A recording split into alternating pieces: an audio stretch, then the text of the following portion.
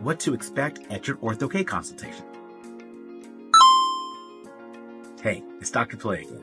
So, you may have found out that you're a candidate for orthokeratology for yourself or your child. Well, what can you expect at your next visit? This video will go over what you can see at the eye doctor, and from my perspective, what we want to collect. So, one of the instruments you might encounter is something called a retinoscope, which looks like this, or an autorefractor, which looks like that.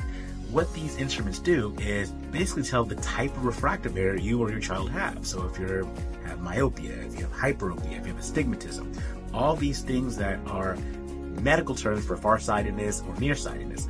This doesn't give you the exact glasses prescription, but it gives the doctor an idea of the type of refractive error they'll be dealing with. Another instrument you're going to encounter is something called a corneal topography, which looks like that. Corneal topography measures the shape of the front surface of the eye. Now, this test is very important for orthokeratology. It helps rule out if there's any corneal pathologies or diseases that would make you not a candidate for orthokeratology. It also helps the doctor design the Orthok lenses themselves, especially if they're using a custom Orthok design like we use in our clinic. So corneal topography, definitely very important in that initial consultation. Then they'll do something called a manifest refraction using an instrument called a phoropter. There's manual phoropters that look like this, or if in a more modern clinic, a automated phoropter or a digital phoropter that looks like that.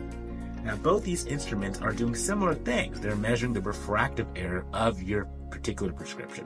So the amount of myopia, the amount of hyperopia, the amount of astigmatism, this is basically measuring the glasses prescription. And this will tell the doctor if you're indeed a candidate based on the amount of your glasses prescription.